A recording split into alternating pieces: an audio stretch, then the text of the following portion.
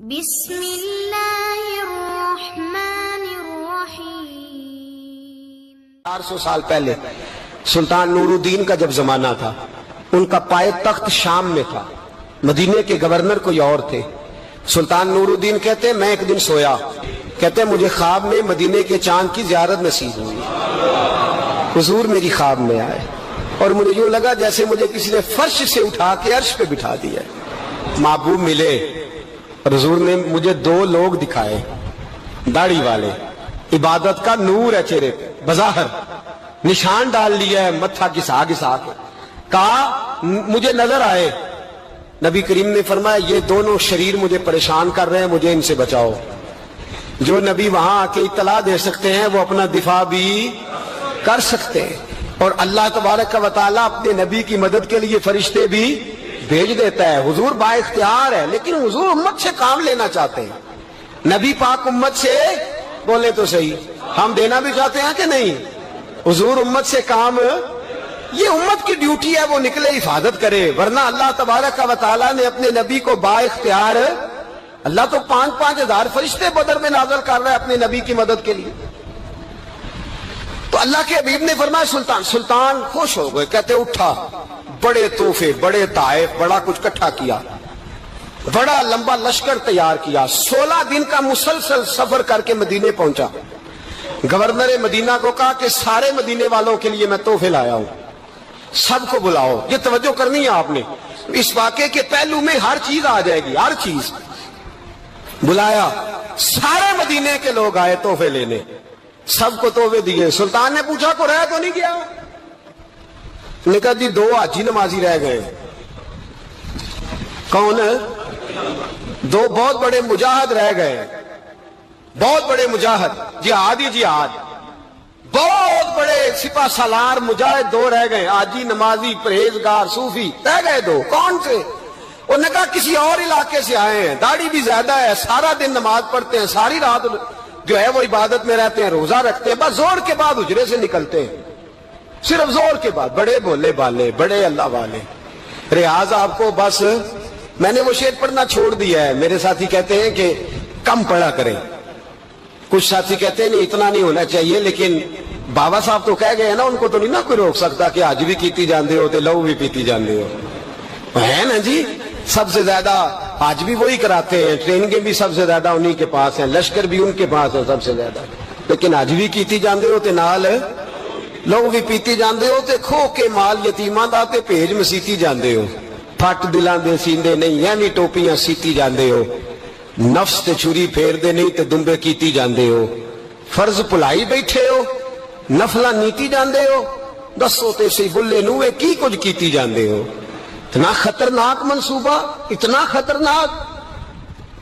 سلطان سے کہنے لگے جی وہ زور کے بعد نکلتے ہیں حجرے سے اور صدقہ خیرات کر کے پھر حجرے میں چلے جاتے ہیں۔ سلطان کہنے لگا ملاؤ تو صحیح، جو بندے گئے وہ بھی بڑے بادب گئے، کہا جناب آپ کو بلا رہے ہیں، اس لیے کہ مدرسہ ہی بہت بڑا ہے، ان کا طریقہ ہی بہت بڑا ہے، کیا بات ہے؟ بلا کے لائے۔ سلطان نے دیکھا تو سلطان کی آنکھیں کھل گئی، کہنے لگے یہ تو وہ 2 ہیں جو مجھے حضور نے خواب میں دکھائے ہیں۔ نبی پاک نے، یہ 400 سال پہلے مولانا علی قاری لکھ رہے ہیں، یہ تو حضور نے مجھے خواب میں دکھائے، یہ تو وہ ہے۔ اللہ اکبر۔ میں اکثر کہتا ہوں ہمارا کسی کے ساتھ کوئی ذاتی جھگڑا نہیں، اللہ جانتا ہے بڑی جلدی مر جانا ہے۔ ہاں کچھ لوگ زیادتی کرتے ہیں دین کے معاملات، میری سرکار کے بارے میں زیادتی کرتے ہیں تو ان سے دل بھر جاتا ہے، ان سے تکلیف پہنچتی ہے، ان سے اذیت ہوتی ہے، ورنہ خون کے آنسو دل روتا ہے۔ امت کو ایک ہونا چاہیے، امت کو، لیکن امت اس وقت ایک ہوگی جب نبی پاک کے گنبد کے سائے میں ایک ہوگی، جب رسول اللہ کے گنبد کی ہریالی میں امت ایک ہوگی۔ میرے حبیب پاک علیہ السلام، یہ تو 2 مجھے حضور نے دکھائے ہیں۔ سلطان کہنے لگا باندھو ذرا کس کے انہیں، ان کے گھر کی تلاشی لینی۔ ان کو باندھ کے سلطان گھر گئے تو گھر کے اندر کچھ بھی نہیں، بس صدقہ خیرات کا سامان ہے، قرآن پاک ہے، کتابیں ہیں، تفسیریں۔ جب اٹھائی نا چٹائی تو نیچے سرنگ نکلی ہوئی ہے، جب اس کے اندر لوگ گئے تو وہ سرنگ حضور کے روزے تک پہنچی ہوئی ہے۔ وہ کس ارادے سے آئے؟ سلطان نے جا کے تلوار تھامی، کہا تمہاری گردنیں اڑا دوں گا، بتاؤ کیسے آئے ہو؟ تو انہوں نے کہا ہم تو عیسائی ہیں، ہمیں عیسائیوں نے بھیجا ہے، اور ہم اس ارادے سے آئے ہیں کہ ہم حضور کے جسم اقدس کو نکالیں گے، کسی اور جگہ لے جائیں گے۔ سلطان نے بات سنی تو چیخ نکلی، اللہ اکبر کہا۔ اس نے کہا عیسائیوں نے کیا سمجھا ہے رسول اللہ کے غلام مر گئے؟ تم نے کیا سمجھا ہے نعرہ رسالت کی آواز کمزور ہو گئی ہے؟ تم نے کیا سمجھا ہے درود و سلام کے سوتے خشک ہو گئے ہیں؟ تم نے کیا سمجھا ہے مدینے پر جان دینے والے کوئی نہیں؟ آپ نے فرمایا سازش کرتے ہو بے ایمانو، اندر چھپ کے وار کرتے ہو، طاقت ہے تو سامنے آؤ۔ مسلمانوں کا ایک ایک بچہ مدینے کی حرمت پر قربان ہو جائے گا، مدینہ منورہ کی حرمت پر مسلمان اپنی تجیہ بکھیر دیں گے، اولادیں قربان کر دیں گے، لیکن کسی کافر کو بھی رسول اللہ کی بے ادبی کی اجازت کبھی نہیں دیں گے۔ سلطان نے پکڑا، قتل کیا، پھر سلطان نے ان کو کاٹا، آگ میں جلایا اور فرمایا مسلمانوں، اور حاجی نمازی دیکھ کر، ہر دعوت دینے والا دیکھ کر ادھر بفر نہ جایا کرو، پہلے دیکھ لیا کرو اس کے سینے میں مصطفیٰ کا پیار بھی ہے کہ نہیں، اس کی باتوں سے عشق رسول کی خوشبو بھی آتی ہے کہ نہیں، اس کا لب و لہجہ نبی پاک کی ادب والا بھی ہے کہ نہیں، اس کے انداز، اس کے اعتبار رسول اللہ کا پیار بھی بتلاتے ہیں کہ نہیں۔ میں بلبل خوش لہجہ گلزار نبی ہوں، میٹھی میری باتیں ہیں کیونکہ نمک خار نبی ہوں۔ دیکھو دیکھو یہ رسول اللہ صلی اللہ علیہ وسلم کا فرما بردار۔ ایک اور بھی سازش ہوئی رافضیوں نے کی، انہوں نے بھی 2 بندے ایک دفعہ بھیجے تھے، وہ بھی کھودنے لگے، کدھر آئے ہو؟ پکڑے گئے تو کہنے لگے حضرت ابو بکر حضرت عمر کا جسم نکالنے آئے، معاذ اللہ تعالی، لیکن میرے رسول نے یہ حرکت بھی کرنے کی اجازت نہ دی۔ سلطان نور الدین کہتے ہیں یہ کام کر کے جب میں واپس لوٹا، جا کے سویا تو مجھے پھر حضور کی زیارت نصیب ہوئی، مجھے مدینے والے محبوب کا پھر دیدار نصیب ہوا۔ حضور خواب میں آئے، فرمایا حبیب نے بتایا کچھ نہیں، بولے کچھ نہیں، بس مجھے دیکھتے جاتے تھے اور مسکراتے جاتے تھے۔ سلطان نے چاروں جانب کھدوا کے نا خندق، اس میں سیسا ڈلوا دیا، دیواریں پکی کرا دی، کوئی کھودنا بھی چاہے تو پہنچ نہ سکے۔ کہتے ہیں حضور دیکھتے جاتے، مسکراتے جاتے، اور جب میرے نبی میری طرف دیکھ کے مسکراتے تو مجھے یوں لگتا اللہ نے میرے لیے جنت کے سارے دروازے کھول دیے۔ مجھے یوں لگا جیسے جنت کی حوریں مجھے سلامی دینے آئی، مجھے یوں لگا جیسے فرشتے جھونکا آئے ہیں اور مجھے کہتے ہیں کیا تیرا مقدر ہے، کیا تیرا نصیبہ ہے، کیا تیری بات ہے۔ ہم ہر خارجی، ہر ناسبی، ہر رافضی کی مذمت کرتے اور مسلمانوں کو بتاتے ہیں پیغام وہی ٹھیک ہے جو امام حسین کا پیغام ہے، اور پیغام وہی ٹھیک ہے جو حضرت عثمان غنی کا پیغام ہے، جو حضرت عمر فاروق، حضرت ابو بکر صدیق، مولا علی کا پیغام ہے، وہی پیغام امت کے حق میں بہتر ہے۔ نبی پاک کا مدینہ امن کی دھرتی ہے، کتنا مرضی کسی کا اختلاف اپنی جگہ، پر دل کی گہرائیوں سے دعا نکلتی ہے، اے اللہ اپنے نبی کو شہر کو ہمیشہ امن اور سکون کی ٹھنڈی ہوا نصیب فرما۔ صلاح الدین ایوبی اپنے خیمے میں بیٹھے ہیں تو ایک بی بی آ گئی، اس قبیلے کا کوئی شخص مسلمان نہیں ہوتا، بی بی آئی، آگے کہنے لگی میرے 4 بیٹے جنگ میں کھو گئے، چھوٹے چھوٹے بچے جنگ میں کھو گئے، مل نہیں رہے، فوجیوں کو حکم دے مجھے میرے بچے تلاش کر کے دیں۔ صلاح الدین ایوبی نے جھٹ پٹ سر پہ امامہ باندھا، نیزہ پکڑا، سینے بند باندھا، اپنے جبے کو سمیٹا اور باہر کہنے لگی تو کدھر جا رہا ہے؟ کہنے لگا میں خود تیرے بچے تلاش کر کے دوں گا۔ صلاح الدین چند سپاہی ساتھ گلی گلی نکلے، گلی گلی فجر کے نکلے، اثر ہو گئی، تھک گئے، 2 نمازیں صحرا میں پڑھی، جنگل کے اندر پہنچے تو ایک کونے میں 4 بچے ایک جگہ ڈرے اور سہمے ہوئے بیٹھے ملے۔ صلاح الدین ایوبی اٹھا کے لائے، ماں کو کہنے لگے تیرے بچے ہیں، نکلا اس لیے تھا کہ میرے نبی نے فرمایا بچے جدا ہو تو ماں کو درد بڑا ہوتا ہے، اور میرے رسول نے فرمایا تھا جب جنگ کرنے جاؤ تو کھیت برباد نہ کرنا، فصلیں تباہ نہ کرنا، بچوں کو ماں سے جدا نہ کرنا۔ فرمایا میں سوچ رہا تھا تیرے بچے کہیں میری وجہ سے جدا ہو گئے تو مصطفیٰ کو جواب کیا دینا؟ فرمایا تیرے بچے ڈھونڈ کے لایا ہوں۔ بچے ماں کے پاس آنے لگے تو ماں نے بڑے بیٹے کے منہ پہ تھپڑ مارا، کہتا اماں کیا ہوا؟ کہنے لگے تو نے سنا نہیں کہ دشمن کے بچوں کی اتنی حفاظت کرتا ہے، میرے پاس نہ جا، اس کے قدموں میں بیٹھ جا، جس نبی کے غلام اتنے سچے ہیں وہ نبی کتنا سچا ہوگا۔ بنو قریظہ اور بنو نذیر 2 محلے تھے یہودیوں کے، یہودیوں نے بڑی عہد شکنی کی تو نبی پاک صلی اللہ علیہ وسلم نے ان کو بے دخل کر دیا، مدینے سے نکال دیا، مدینہ منورہ سے۔ یہودی نکل گئے مدینہ طیبہ سے، تو جب وہ نکل کے جا رہے تھے تو ان کے مکان، ان کے باغ، ان کی جائیدادیں بچ گئیں۔ نبی پاک علیہ السلام نے انصار مدینہ کو پہلے بلایا، جاگ رہے ہیں نا آپ لوگ؟ پیسے آتے کسی کو برے لگتے ہیں؟ اب تو یہ بھی حلال حرام کی تمیز بھی اٹھتی جا رہی ہے۔ جائیداد، باغ، مال، علاقہ خالی ہوا ہے، وہ چلے گئے، اور لوگ تو ڈھونڈتے پھرتے ہیں۔ اللہ خیر فرمائے، شاملہ ہر جگہ ملتی نہیں اب شہروں میں، وہ کس کس نے نام کرا لی، کدھر گئی ہے کوئی خبر ہی نہیں، خالی جگہ پڑی ہے۔ میرے نبی پاک علیہ السلام نے پہلے انصار مدینہ کو بلایا۔ حضور نے فرمایا، انصاریوں، بہت بڑی جائیدادیں یہودیوں کی، بنو نذیر اور بنو قریظہ محلے خالی ہو گئے، میرا دل کرتا ہے وہ تمہیں دے دوں، اس لیے کہ تم نے اپنے مہاجر بھائیوں کے ساتھ بڑا تعاون کیا، جائیدادیں تم نے دے دی ہیں، مکانات دے دیے ہیں، بڑا کچھ تم نے دیا ہے، میرا دل کرتا ہے وہ تمہارے نام کر دوں۔ تو انصار مدینہ کیا کہنے لگے، یا رسول اللہ، دے تو ہم نے دیا ہے پر وہ بیچارے جھچکتے ہی رہتے ہیں، وہ جھچکتے ہی رہتے ہیں، کھول کے ہماری چیزیں استعمال نہیں کرتے۔ تو حضور ہم تو پہلے ہی انصار ہیں، ہمارے پاس بڑا کچھ ہے، آپ مہربانی فرمائیں وہ سارا کچھ مہاجروں کو دے دے مہاجرین کو، ہمیں نہیں چاہیے۔ اب چلے گئے بات کر کے، میرے حبیب پاک نے مہاجروں کو بلا لیا، فرمایا بنو نذیر اور بنو قریظہ قبیلے کی جائیدادیں آئی ہیں، تمہارے پاس بظاہر جو چیزیں ہیں بھی وہ بھی انصار مدینہ کی ہیں، تو میرا یہ خیال ہے کہ وہ سارا کچھ تمہیں دے دیا جائے۔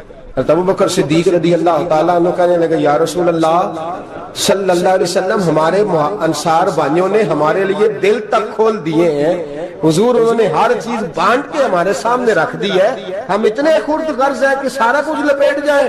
کہ حضور ہمارے پاس جو مکان ہے وہ ہے، ہم کاروبار کر رہے ہیں، تجارتیں کر رہے ہیں، مزدوریاں کر رہے ہیں، ہم انشاءاللہ اور بنا دیں گے، آپ یہ ہماری طرف سے ہمارے انصار بھائیوں کو گفٹ کر دیں، آپ انہیں دے دیں۔ میرے حبیب کی آنکھوں میں آنسو آ گئے، میرے نبی پاک علیہ السلام رو پڑے، یا رسول اللہ آپ کیوں روتے ہیں؟ فرمایا تمہارا یہ بھائی چارہ قائم رہا تو اللہ اسلام کو بڑی قوتیں عطا فرمائے گا، اللہ طاقتیں دے گا اسلام کو، اگر تمہارا یہ رنگ قائم رہا، یہ انداز، میرے غلاموں تمہارے یہ طور طریقے، ایک بھائی کہتا ہے دوسرے کو، دوسرا کہتا ہے تیسرے کو۔ مسلمانوں کی نا ایک تعداد لڑتے لڑتے دور چلے گئی، تاتاریوں نے قید کر لیا، 4 مسلمان تھے، تبلیغ کرنے گئے، جنگ کرنے گئے، جہاد کرتے کرتے کافروں سے لڑتے تاتاری قوم میں چلے گئے، وہاں قید کر لیے گئے، تو سزائے موت کا حکم ہوا، 4 بزرگ تھے، سزائے موت کا حکم ہوا، تو تاتاری بادشاہ جو تھا وہ بڑا خلاف تھا، بڑا سخت مخالف تھا مسلمانوں کے، اس نے کہا کہ ان کو جب پھانسی دینا نا مسلمانوں کو تو میرے سامنے دینا۔ اب 4 عالم ہیں، 4 صوفی ہیں، سفید داڑیاں، سر پہ امامے، پھانسی کا وقت آیا تو جو پھانسی گھاٹ ہے وہ ایک ہے، چاروں کو کٹھے پھانسی نہیں ہو سکتی، ایک کو کہا کہ ایک ایک کر کے ان کو پھانسی دو۔ جب پھانسی کا وقت آیا نا تو جو سب سے پیچھے صوفی تھے وہ دوڑ کے آگے آئے، کہنے لگے بادشاہ پہلی باری میری لگا، پہلی۔ اب بادشاہ نے کہا ٹھیک ہے اسے لٹکا دو، وہ قریب آئے تو دوسرے دوڑ آئے، کہنے لگے نہیں پہلی باری میں نے زیادہ کافر قتل کیے، میرا بڑا جرم ہے، مجھے پہلے سزا دو۔ ان کو پھانسی دینے لگے تو تیسرے آ گئے، کہنے لگے نہیں یہ تو میرا قتل کرتا تھا، رستے میں بتایا کرتا تھا، ڈھونڈ کے میں بتلاتا تھا کہ یہاں زیادہ تعداد ہے، مجھے پہلے پھانسی دو۔ تیسرے کے ساتھ بات ہو رہی تھی تو چوتھا دوڑا آیا، کہنے لگا یہ رستے بتاتا تھا، یہ تبلیغ کرتا تھا، یہ سارا کچھ کرتا تھا، لیکن کہا یہ کہتے تھے چلو واپس چلتے ہیں، میں جانے نہیں دیتا تھا، میں کہتا تھا اور کافر مارنے اور علاقے فتح کرنے، میرا جرم بڑا ہے، مجھے پہلے پھانسی دو۔ بادشاہ کہنے لگا مجھے 35 سال ہو گئے حکومت کرتے، بڑی دنیا کو پھانسی دی ہے، لوگ تو ایک دوسرے کو دھکے دیتے ہیں کہ پہلے تو جا پہلے تو جا، اور تم کیسی قوم ہو کہ ایک دوسرے پہ قربان ہو رہے ہو۔ کہنے لگا تم ایک باپ کی اولاد ہو، جاگ رہے آپ لوگ، تاتاری بادشاہ کافر بادشاہ اسلام کی مخالفت کر دیں، ایک باپ کی اولاد ہو کا نہیں، ایک قبیلے کے رہنے والے ہو کا نہیں، ایک ملک کے رہنے والے ہو نہیں۔ اس نے کہا رشتہ کیا ہے تمہارا، رشتہ کیا ہے؟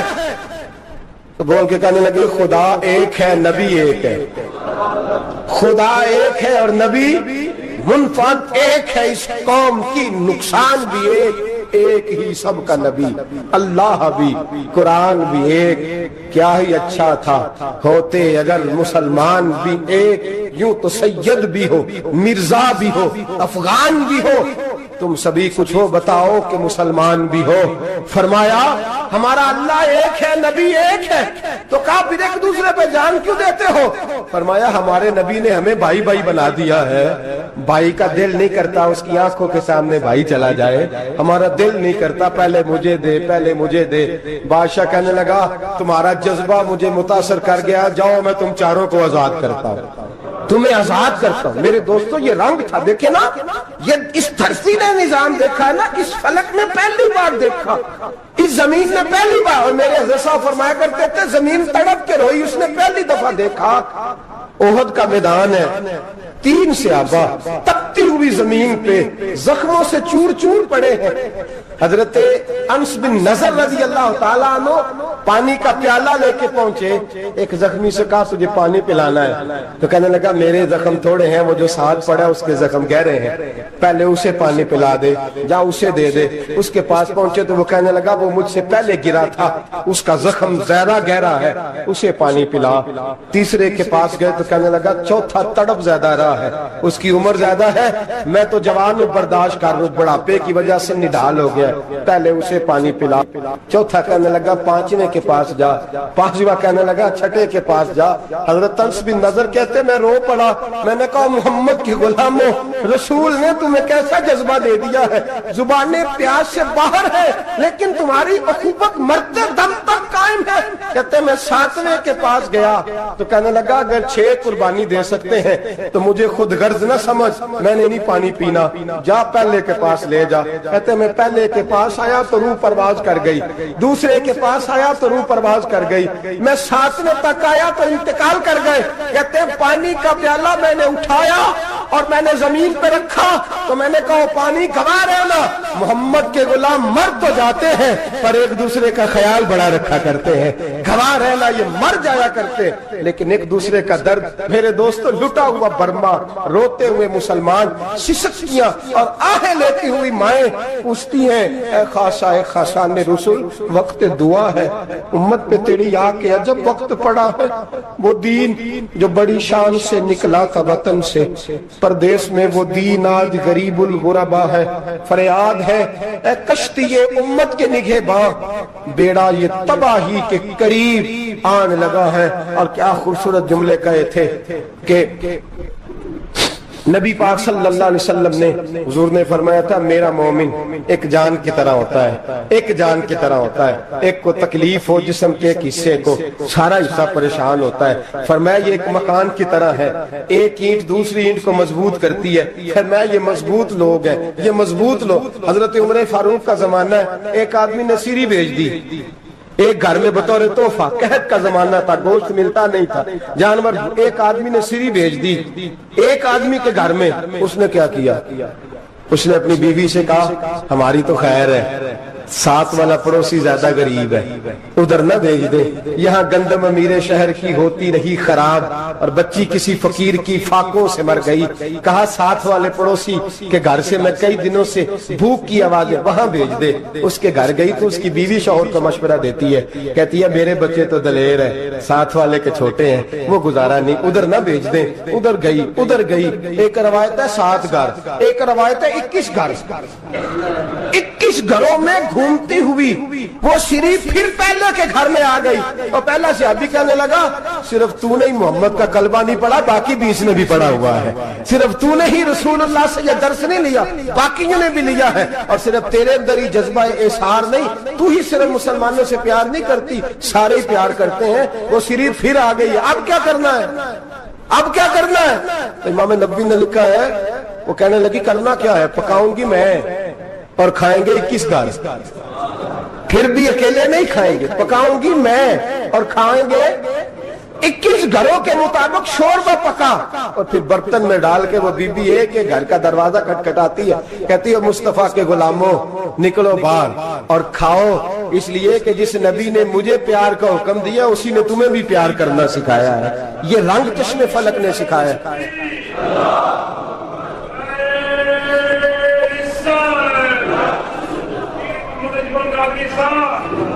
آپ کی بڑی مہربانی, زندہ باد وہی ہے جس کو اللہ رسول زندہ باد فرمائے, بڑی مہربانی, اللہ جزا دے. عرض یہ کرنے جا رہا تھا کہ رسول کریم صلی اللہ علیہ وسلم نے یہ پیغام دیا امت کو, فرمایا دیکھیں نا کتنے بڑے لفظ ہیں.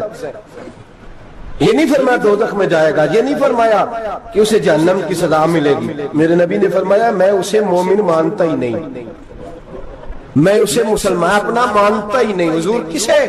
فرمایا جو پیٹ بھر کے کھاتا ہے اور اس کا ہمسایہ بھوکا سو جاتا ہے. میں مومن ہی نہیں مانتا. سزا تو تب ملے گی نا کہ جب میں کسی سزا کا اعلان کروں. میں مانتا ہی نہیں, وہ میرا ہے ہی نہیں. خود پیٹ بھر کے کھا رہا ہے, ہمسایہ اس کا بھوکا. میں نہیں مانتا انما المؤمنون اخوہ, مومن بھائی بھائی, میں مانتا ہی نہیں اسے. اور میرے حبیب پاک اتنے بڑے لفظ حدیث میں اور کہیں نہیں ملیں گے آپ کو, اتنے بڑے جملے کہیں نہیں ملیں گے. میرے نبی پاک نے فرمایا اللہ کہے گا قیامت کے دن, کون؟ اتنے بڑے لفظ حدیثوں میں ملتے نہیں جتنے یہ ہیں. حضور نے فرمایا رب فرمائے گا بندے سے کہ میں تیرے پڑوس میں بھوکا تھا, تو نے مجھے روٹی کیوں نہیں کھلائی؟ کون کہہ رہا ہے؟ اللہ کہہ, میں بھوکا تھا تو نے روٹی نہیں دی, میں ننگا تھا تو نے کپڑا نہیں دیا, میں پیاسا تھا تو نے پانی نہیں پلایا, میں بیمار تھا تو تیمارداری. یا اللہ نہ تو کھاتا ہے, نہ پیتا ہے, نہ کپڑا پہنتا ہے, نہ تو بیمار ہوتا ہے. لا تاخذہ سنۃ ولا نوم, تجھے بیماری آتی نہیں, اونگ نیند نہیں آتی. میرے مالک تو میرے پڑوس میں تھا. تو حضور فرماتے ہیں رب فرمائے گا وہ جو بندہ تیرے پڑوس میں بھوکا تھا تو بندہ تو میرا ہی تھا نا, وہ جو بندہ تیرے پڑوس میں ننگا تھا تو بندہ تو میرا ہی تھا نا, وہ جو تیرے پڑوس میں پیاسا تڑپتا رہا تو وہ میرا ہی بندہ تھا. تو دوائی لینے جائے تو بڑے اسپتال میں اور اس بیچارے کو 20 روپے پرچی کے بھی میسر نہ آئے تو میرا ہی بندہ تھا. میرے دوست خیال کر اور یاد رکھ, یہ جو ہمسائے ممالک میں ظلم ہوتے ہیں, زیادتیاں ہوتی ہیں. ہمارے گھر کا پنکھا اچھا چلتا ہے, ہم جلوس اس وقت نکالتے ہیں جب ہماری لائٹ بند ہوتی ہے. ہم جلوس اس وقت نکالتے ہیں جب ہمارا ایسا جو ہمیں تنگ کرتا ہے. ہم اس وقت درد محسوس کرتے ہیں جب ہمارے گھر تک آگ آ جاتی ہے. یہ جو باہر آگ جل رہی ہے یہ تیرے گھر بھی آ سکتی ہے, یہ جو باہر فساد ہو رہا ہے یہ تیرے دروازے تک آ سکتا ہے. میرے رسول پاک نے ایک جان, مسلمان کو ایک جان قرار دیا. مجھے بتائیے انگلی کو کٹ لگ جائے, مسلمان ایک جان ہے نا, انگلی کو لگ جائے کٹ, دماغ کہتا ہے میں نے نہیں سوچنا اس کے بارے میں نے اس کے درد کو محسوس ہی نہیں کرنا. انگلی کی درد ہے, انگلی جانے, اس کا کام جانے. ایسے ہی ہوتا ہے نا. بولے پیروں سے کہتے ہیں, انگلی کہتی ہے چل ڈاکٹر کے پاس, پیر کہتے ہیں نہیں میں نے نہیں جانا, انگلی کا کام ہے انگلی جائے. ایسے ہی ہے نا. دل سے کہتے ہیں تو تڑپ تھوڑا سا, انگلی کو درد ہے, کہتے میں کیوں تڑپوں, انگلی کا معاملہ, انگلی جانے, اس کا کام جانے. ٹیلی فون کرنا ہے, ڈاکٹر صاحب کا پتہ کرنا ہے, دکان کہتے ہیں میں نے نہیں بات سننی ڈاکٹر صاحب کی, زبان کہتے ہیں میں نے نہیں بولنا, انگلی جانے. ایسا ہوتا ہے. پیر احتجاج کرتے کہ میں نے ڈاکٹر کے پاس, میں کیوں چکر کھاتا پھروں ڈاکٹر کی دکان کی, انگلی کو درد ہے انگلی جانے. ایسا ہوتا ہے بھئی. میرے رسول پاک نے فرمایا مسلمان ایک جان ہے. تو درد برما کے مسلمانوں کو ہو رہا ہے تو پاکستانی کہہ رہے ہیں کوئی بات نہیں, وہ جانے, ان کا کام جانے. ایک جان ہے نا. درد ہونا چاہیے, تکلیف ہونا چاہیے. پھٹے پہ باتیں ہوتی ہیں اس موضوع پہ, اسمبلی پہ گفتگو ہوئی ہے اس موضوع پہ, آپ کی صوبائی اسمبلیاں اس موضوع پہ بولی ہیں, آپ کے کونسل اس موضوع پہ بولے.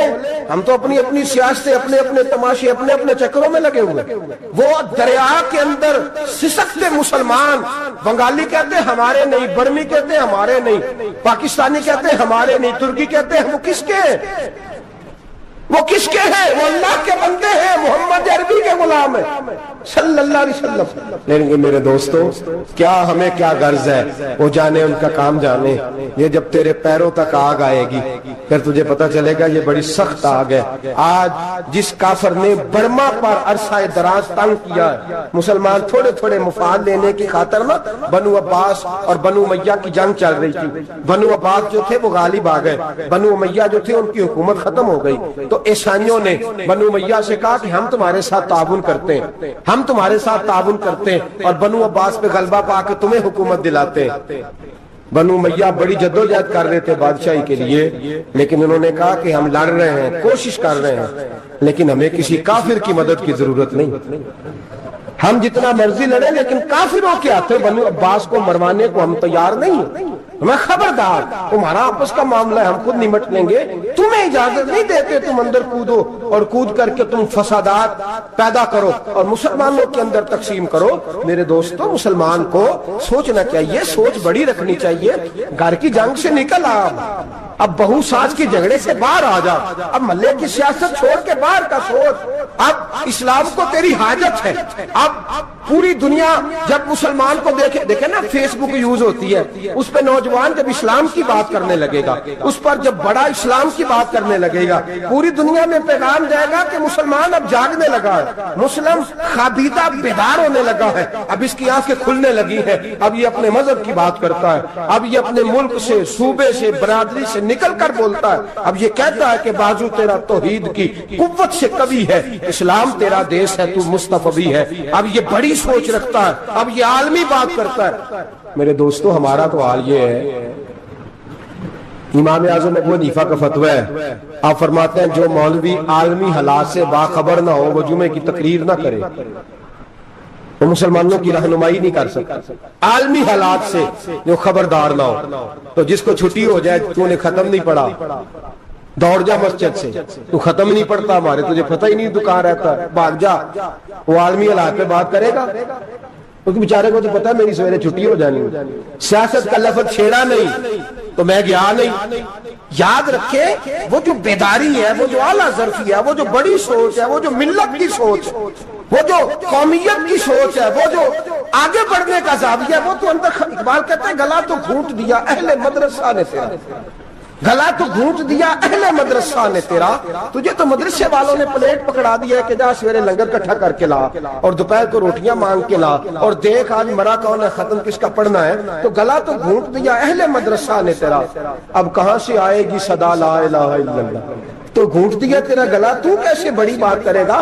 بڑی بات کے لیے بڑی سوچ چاہیے, بڑی تگودو چاہیے, بڑی کوشش چاہیے, بڑا حوصلہ چاہیے. مسلمان چھوٹی چھوٹی لڑائی میں, چھوٹی چھوٹی جنگ میں, ایک دکاندار دوسرے دکاندار سے لڑ رہا ہے, گلی والا دوسری گلی والی سے لڑ رہا ہے, محلے والا محلوں پہ اعتراض. ایک شہر میں رہنے والے میں نے دوسرے محلے پہ اعتراض کرتے دیکھے. یقین کریں, ایک شہر میں رہنے والے, علاقے میں بسنے والے کہتے ہو بھائی توبہ ہے اس محلے تو اللہ ہی بچائے. لا حول ولا قوت. وہ جو تقسیم در تقسیم کی سوچ ہے, اس نے چھوٹے چھوٹے ٹکڑوں میں مسلمانوں کو بانٹ دیا ہے. چھوٹی چھوٹی تقسیم ہے, چھوٹا چھوٹا ہمارا مزاج ہے, چھوٹی سوچ ہے. بڑی سوچ کی بات سنیے. صلاح الدین ایوبی, جاگ رہے ہیں نا آپ لوگ, تو آخر حضرت صاحب ایڈی وڈی گل چھیڑ چھڑی ہے, یہ مطلب ہی کون نہیں, کنے برما جانا ہے تو کنے مدد کرنی ہے. میں تو بھائی فریضہ سر انجام دے رہا ہوں. میرے نبی نے فرمایا برائی کو یا ہاتھ سے بدل, ہاتھ سے نہیں بدل سکتا تو زبان سے تو بولنا. تو میں معذور ہوں, کمزور آدمی ہوں, ہاتھ سے بدلنے کی طاقت نہیں رکھتا, تو دوسرے درجے پہ تو مجھے عمل کرنے دو نا. اثر کرے نہ کرے سن تو لے میری فریاد, نہیں ہے داد کا طالب یہ بندہ آزاد. رونے تو دو, تڑپنے تو دو, آہیں تو بہانے دو, سسکیاں تو لینے دو, مار کھائیے تو تڑپنے تو دو. وہ قرآن پاک برما میں پابندی لگی ہے, تو میں یہاں سوچنے لگا ہوں کہ وہاں تو پابندی لگی ہے, یہاں پہلے لوگ کوئی نہیں پڑھتی. معاذ اللہ تعالیٰ حالات دن پہ دن مسلمانوں کے لیے ایک ایک کر کے. افغانستان میں جو آگ لگی تھی, پھر وہ عراق میں بھی لگی, پھر وہ لیبیا میں بھی لگی, پھر وہ مصر میں بھی لگی, پھر وہ یمن میں بھی لگی, سعودی عرب میں دھماکے ہوئے. میرا دل تڑپا ہے, مجھے پریشانی ہوئی. میں بچے 5 تھے, میں بڑا ڈسٹرب ہوا. میں نے کہا یار یہ ہمارا سب کا اجماعی عقیدت کا مرکز ہے. ہم کم از کم 1000 اختلاف کے باوجود کہا کرتے تھے کہ عرب میں امن ہے یار, وہاں سکون ہے, وہاں دکانیں کھلی چھوڑ کے لوگ چلے جاتے ہیں. وہاں بھی فساد ہونے لگا, وہاں بھی آگ بڑھ گئی ہے. لیکن ہم صرف چھوٹی چھوٹی کر کے جب آگ بجھانے کی کوشش کریں گے, اس وقت آگ نہیں بجھے گی. جب ہر آدمی اپنے پیالے میں پانی لے کے آئے گا, ہر شخص اپنے گھر کی نل چلائے گا, ہر شخص نلکا چلائے گا اور پانی نکال کے یہ آگ بجھائے گا, تب یہ آگ بجھے گی. ہر آدمی کو کردار, سوچ بڑی کریں, نظریہ بڑا کریں, ملت کی بات کریں, مسلمان ہو کے سوچیں, مسلمان ہو کے سوچیں. خدا را نکلے یہ گھر کے جھگڑوں سے, تھوڑی دیر کے لیے اپنے آپ کو بڑا کریں, بڑی سوچ آپ بنائیں. جب دوستیاں لگائیں, یرانے لگائیں, پھر چھوٹے موٹے حساب سے بچیں. بابا بلے شاہ صاحب فرماتے کورے ورک کتاب نہیں ہوندے, کوڑے ورگ کتاب نہیں ہوندے، پتھر دل گلاب نہیں ہوندے، او بلیا یاری سوچ کے لائیں یارہ نال حساب نہیں ہوندے۔ پھر ذرا نکلے اس حساب کتاب سے بات، بلیا یاری سوچ کے لائیں یارہ نال حساب نہیں ہوندے۔ پھر ذرا بڑا ذہن کرے، چھوڑے اپنے حساب، یبصرون علی انفسہم ولنبلونکم بشیء من الخوف والجوع ونقص من الاموال والانفس والثمرات۔ پھر حساب کتاب سے نکلے، پھر امام علی مقام کی طرح یہ سوچ بنائے کہ حسین کے بچے چلے جائیں تو کوئی حرج نہیں، امت پر آنچ نہیں آنی چاہیے۔ ایک امام علی مقام، کل تک امام میدان میں کھڑے تھے تو اکیلے تھے، لیکن آج پوری دنیا کہتی ہے حسین ہمارا ہے، حسین ہمارا ہے۔ آج نظریہ امام علی مقام زندہ ہے، تو اکیلا ہے تو کھڑا ہو، یہ نہ کہا کر چھوٹی سی مسجد ہے، ایک کونا کا کھڑکاوا، مولانا تقریر کر رہے ہیں تو کیا بنے گا؟ ایک آواز کہیں سے گونجا کرتی ہے، پھر اس میں تاثیر میرا اللہ پیدا فرما دیا کرتا ہے، پھر اس کے اندر قوت میرا رب پیدا فرما دیا کرتا ہے، پھر اللہ اس میں تاثیر پیدا کر کے چار دانگ عالم میں پھیلا دیا کرتا ہے۔ صلاح الدین ایوبی، مسلمانوں پہ ظلم ہوا، فلسطین میں آگ لگی اور پورے فلسطین کی گلیاں خون سے بھر گئیں، ایک دن کے اندر 70,000 مسلمان قتل ہوا۔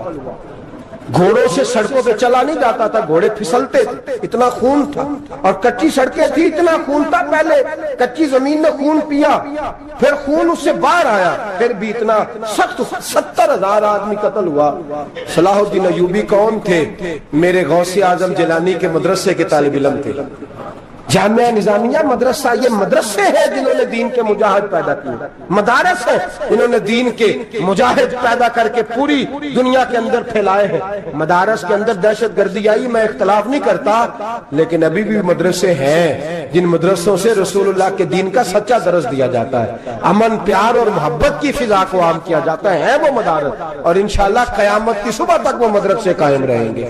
صلاح الدین ایوبی مدرسے کے طالب علم ہے، مدرسے کا، لیکن مدرسہ اس کا تھا جو ساتھ درویش بھی تھا، جو ساتھ اللہ رسول کے احکامات محبت کے ساتھ پھیلانے والے غوث اعظم جیلانی کا مدرسہ تھا، اس مدرسے کا پڑھنے والا طالب علم۔ دیکھیں نا، علم دین شہید کون تھا؟ نعتیں پڑھنے والا تھا نا، ختم دلانے والا تھا۔ عامر چیمہ شہید کون تھا؟ نعتیں پڑھنے والا تھا نا۔ یہ نعتیں وہ چیز ہوتی ہے جو دلوں کے اندر اثر پیدا کر دیتی ہے، جو نبی پاک کی محبت کو پروان چڑھاتی ہے، اور یہی چراغ جلے گا تو روشنی ہوگی۔ صلاح الدین ایوبی اکیلا اپنے دوستوں سے کہنے لگا مسلمانوں کی مدد کی، چند سالوں میں نکلو مدد کریں۔ انہوں نے کہا تیرے نکلنے سے کیا ہوگا؟ کہنے لگا میں نے نہیں نکلنا، میرے اللہ نے میری مدد کرنی ہے، میرے اللہ نے میری اٹھ باندھ کمر کیا ڈرتا ہے، پھر دیکھ خدا کیا کرتا ہے، اور میں مجھے نکلنے دے، اللہ میری مدد کرے گا۔ تھوڑا تھوڑا کر کے فوج جمع کی، کوشش کی۔ چند سالوں کے بعد اسی جگہ جہاں مسلمانوں کا خون بہا تھا، اللہ نے اسلام کا جھنڈا پھر سے بلند کر دیا۔ صلاح الدین ایوبی فاتح بن کے مسجد اقصی کے دروازے پہ کھڑا ہے۔ چند سال گزرے، عیسائیوں کا وہ ظلم ابھی یاد ہے، اور عیسائی سارے لیڈر کہتے ہیں تیاری کر لو، اب ہمارے بچے کاٹے جائیں گے، عورتیں بیوہ ہوں گی، گردنیں کٹیں گی، اب دیکھنا جتنا خون ہم نے بہایا تھا مسلمان اس سے دگنا بہائیں گے۔ صلاح الدین ایوبی گھوڑے پہ کھڑے ہیں اور پوچھتے ہیں اور عیسائیوں بتاؤ تمہارے ساتھ کیا کروں؟ گردنیں جھک گئیں، جواب کوئی بھی نہیں۔ کہا تم نے 70,000 مسلمان ایک دن میں مارا تھا، بولو تمہارے ساتھ کیا کروں؟ تم نے ایک دن میں مسلمان یوں کاٹے جیسے گاجر مولی کاٹی جاتی ہے، بولو کیا کروں؟ عیسائی کہنے لگے ہمیں اپنے ظلم یاد ہے، تشدد یاد ہے، بربریت یاد ہے، تو بہتر جانتا ہے تو نے کیا کرنا ہے۔ صلاح الدین ایوبی گھوڑے پہ فاتح کھڑا ہے، آنکھوں میں آنسو آئے، تڑپ کے رویا، کہنے لگا میں تمہارے ساتھ وہی سلوک کروں گا جو میرے مصطفیٰ نے قریش مکہ کے ساتھ فرمایا تھا، لا تصریب علیک، جاؤ تم پر کوئی زیادتی، جاؤ تم آزاد ہو۔ اس نے کہا تو کر کیا رہا ہے؟ کہنے لگا میں کیا کروں، میں اس محمد کا ماننے والا ہوں جس نے معاف کرنا سکھایا ہے صلی اللہ علیہ وسلم، میرے پیروں میں زنجیر ہے رسول اللہ کی غلامی کی، جاؤ تم آزاد ہو۔ اس نے کہا تم آزاد ہو، لوگوں نے کلمہ پڑھنا شروع کر دیا، اشہد ان لا الہ الا اللہ واشہد ان محمدن عبدہ۔ سارے قبیلے کے کچھ نہ کچھ لوگ مسلمان، ایک قبیلہ رہ گیا مسلمان ہی نہیں ہوتا۔ صلاح الدین ایوبی اپنے خیمے میں بیٹھے ہیں تو ایک بی بی آ گئی، اس قبیلے کا کوئی شخص مسلمان نہیں ہوتا، بی بی آئی آگے کہنے لگی मेरे 4 बेटे जंग में खो गए, छोटे छोटे बच्चे जंग में खो गए, मिल नहीं रहे। फौजियों को हुक्म दे मुझे मेरे बच्चे तलाश करके दें। सलाहुद्दीन अय्यूबी ने झटपट सर पे इमामा बांधा, नेजा पकड़ा, सीने बंद बांधा, अपने जुब्बे को समेटा और बाहर कहने लगी तू किधर जा रहा है? कहने लगा मैं खुद तेरे बच्चे तलाश करके दूंगा। सलाहुद्दीन चंद सिपाही साथ गली गली निकले, गली गली फजर के निकले, असर हो गई, थक गए, 2 नमाजें सहरा में पड़ी। जंगल के अंदर पहुंचे तो एक कोने में 4 बच्चे एक जगह डरे और सहमे हुए बैठे मिले। सलाहुद्दीन अय्यूबी उठा के लाए, माँ को कहने लगे तेरे बच्चे हैं। निकला इसलिए था कि मेरे नबी ने फरमाया बच्चे जुदा हो तो माँ को दर्द बड़ा होता है, और मेरे रसूल ने फरमाया था जब जंग करने जाओ तो खेत बर्बाद न करना, फसलें तबाह न करना, बच्चों को मां से जुदा न करना। फरमाया मैं सोच रहा था तेरे बच्चे कहीं मेरी वजह से जुदा हो गए तो मुस्तफा को जवाब क्या देना। फरमाया तेरे बच्चे ढूंढ के लाया हूं। बच्चे मां के पास आने लगे तो मां ने बड़े बेटे के मुंह पे थप्पड़ मारा। कहता अम्मा क्या हुआ? कहने लगे तूने सुना नहीं कि दुश्मन के बच्चों की इतनी हिफाजत करता है, मेरे पास ना जा, उसके कदमों में बैठ जा। जिस नबी के गुलाम इतने सच्चे हैं वो नबी कितना सच्चा होगा, जिस नबी के नौकर इतने खरे हैं वो नबी कितना खरा होगा। जा जाके कलमा पढ़ ले। मेरे दोस्त ये इस्लाम है जिसने गैरों का दर्द भी अपने सीने में रखा। इकबाल कहता है सारे जमाने का दर्द हमारे ही सीने में है। बर्मा का मुसलमान हो या इराक, लीबिया, अफगानिस्तान, कश्मीर का मुसलमान हो, मेरे दोस्त वो गैर नहीं है, वो तेरा अपना है। उसका रंग ना देख, उसकी बोली ना देख, उसका कबीला और इलाका ना देख, देख के वो तेरे रसूल का कलमा पढ़ता है, वो देख के वो काबे की तरफ मुंह करके नमाज पढ़ता है, देख के तेरा और उसका